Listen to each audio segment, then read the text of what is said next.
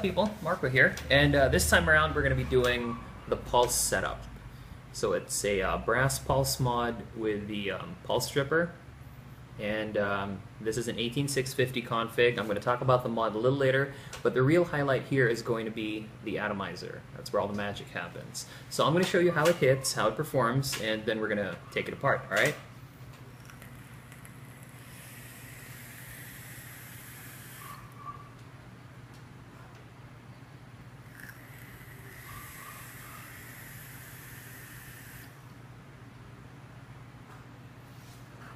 Alright, so first thing you're probably wondering is this another one of those cloud chasing atomizers that doesn't do shit but just chucks the vapor, doesn't taste like anything? No, it's not. And I'm going to show you why, alright? And take the top cap off and show you. There you go. So, oh shit, it's another tripole. Yeah, we've seen all that before, right? Well, it seems pretty common. Yeah, it's your typical tripole. It has a juice well, it has 3 poles, hence the name, of course. It's very easy to build dual coils, because anyone who knows me knows that I can't build dual coils for shit. And here you are with a dual coil that hits pretty hard, right? Well, the magic happens in the top cap, right here. So, what we have, and I'm going to set this aside for a bit, is a top cap with selective airflow. All right, so you have the option for 2 on each side, fully open, or you have an option for 1 air hole on each side, because you can cover it up since you can, it's selective.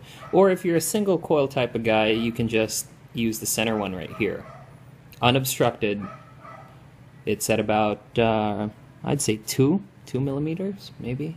Roughly about 2.5.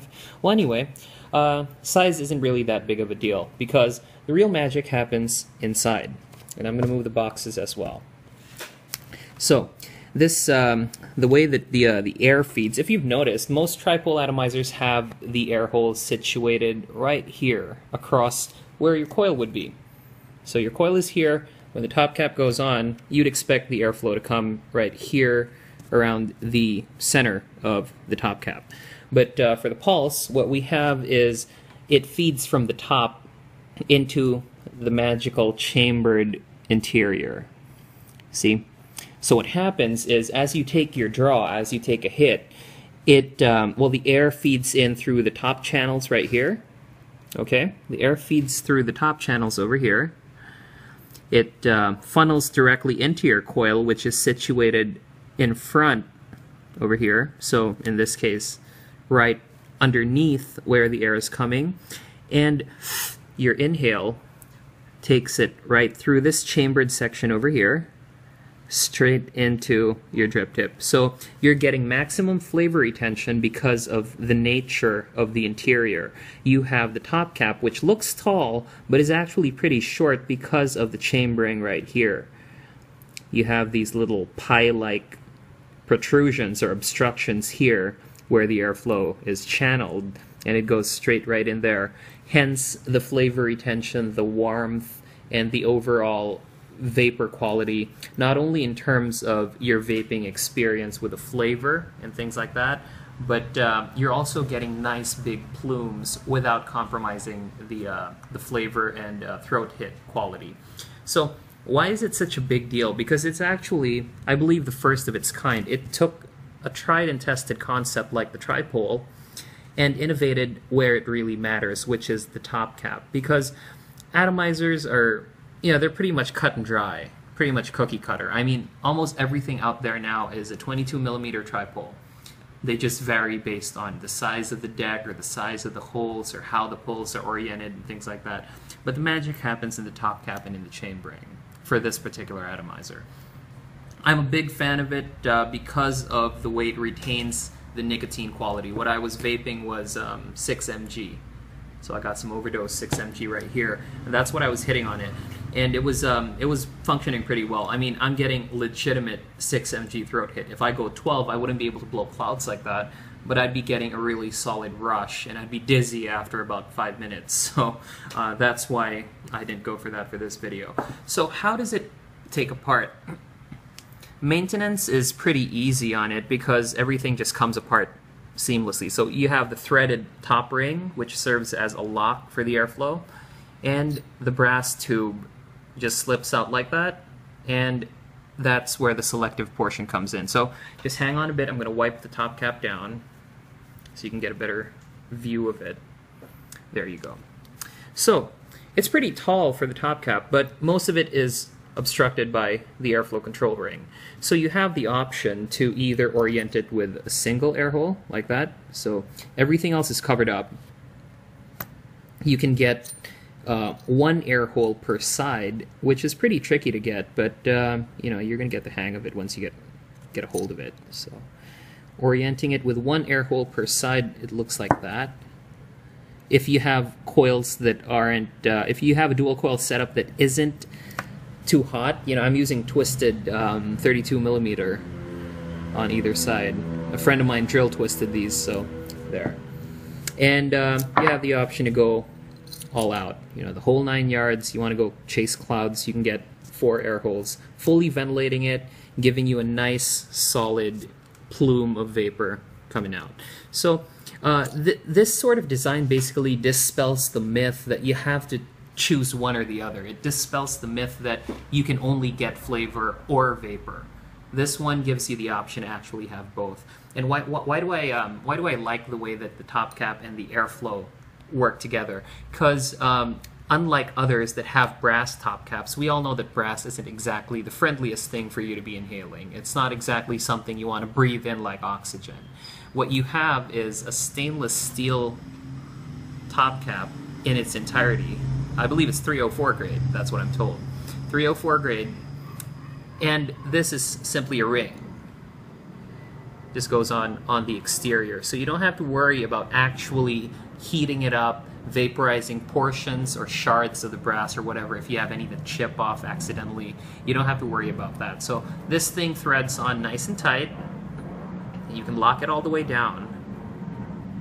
And the ingenious part is how it orients itself. It's basically self-orienting. Because of the chambering on it, the poles shoot straight into that recess right there, that recessed portion of the chamber.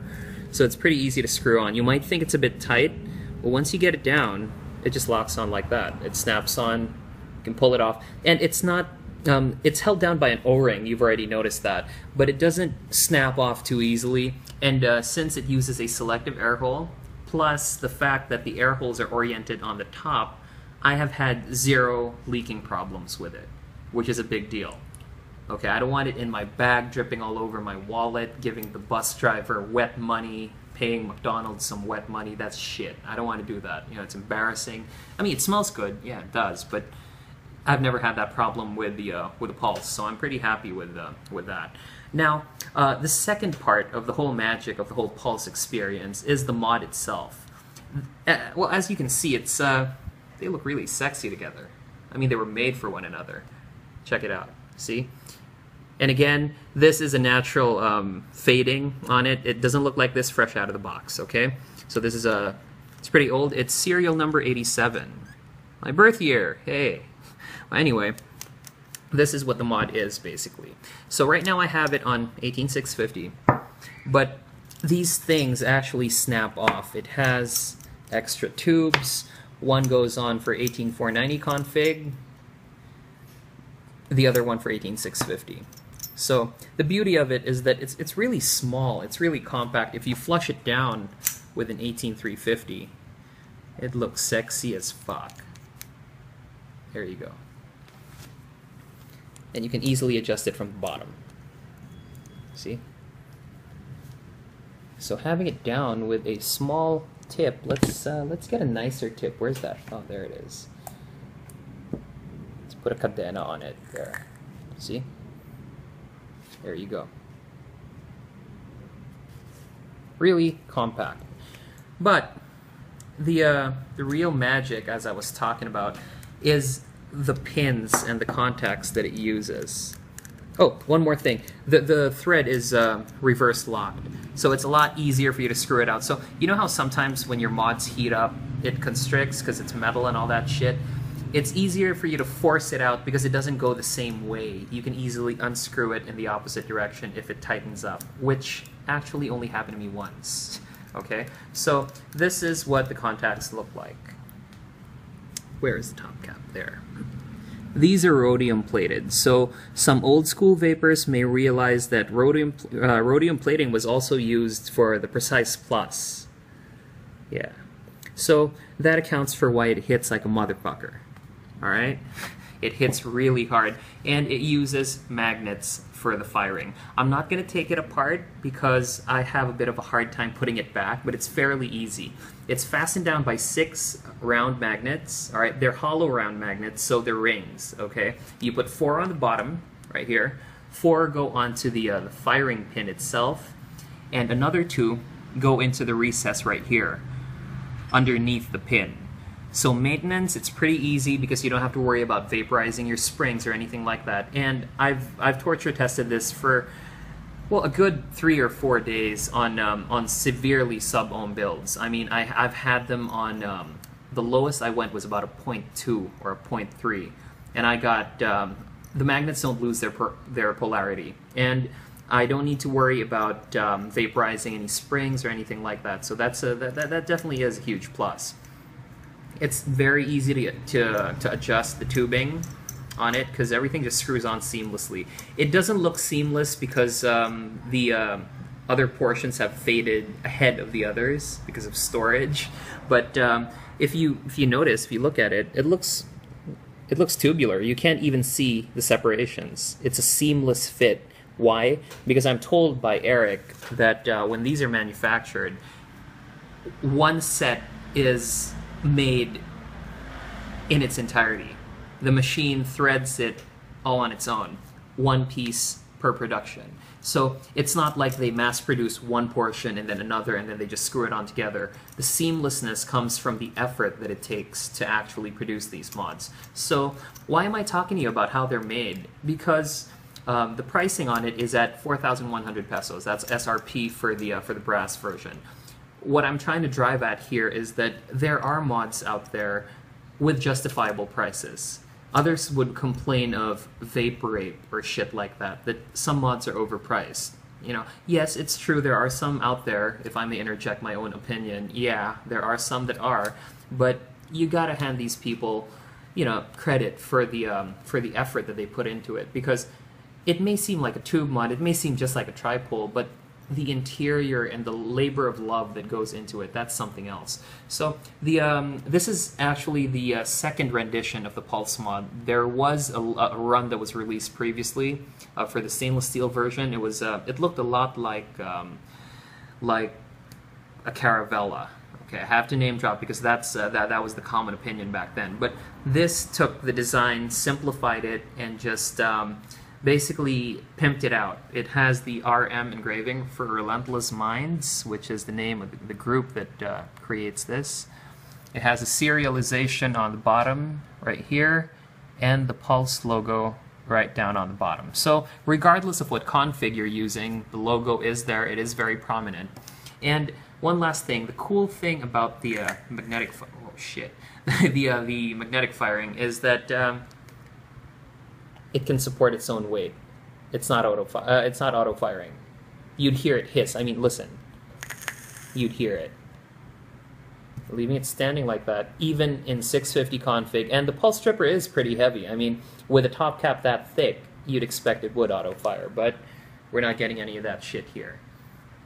So, why did I whip out all the other tubes and shit? Because it really looks good in 350. I mean, shit, I love how it looks in 350. I can bring it to the office, just bring an extra battery, slap in a smaller top cap, or a smaller drip tip rather, screw everything down, and it's really, really sleek.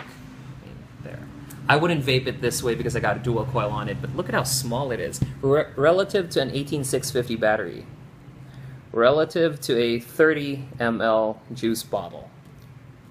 Check it out. I mean, it is pretty compact. You can, you know, stealth vape it. It's sexy as fuck. I mean, come on. So it's a whole lot of fun, and this is actually one of the few mods that I went out and purchased.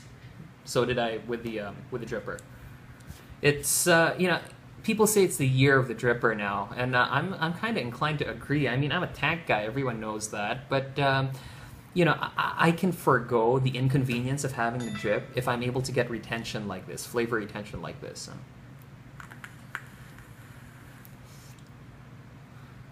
It chucks pretty decently. So that's about it. Oh, one last thing, packaging. Okay, packaging.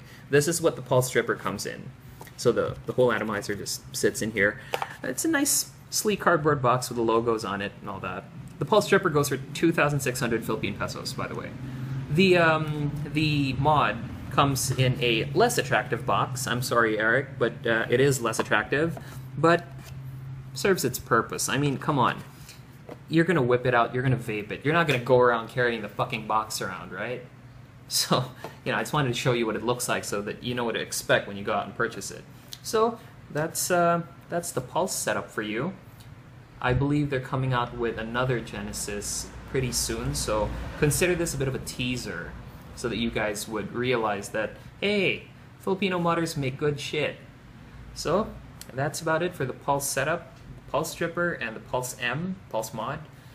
And I'm going to rebuild all my shit right after this. I'm going to catch you guys soon. But one last hit on 18650. I'm sorry I keep switching the shit out. It's just that I can't get that amount of vapor, that amount of performance, that level of performance with an 18350.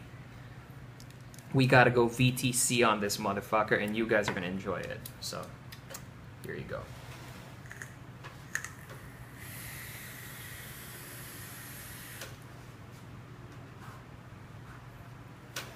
Solid, hitting like a train. So, Pulse setup for you. I'm gonna catch you all soon, people. Vape hard. Cheers.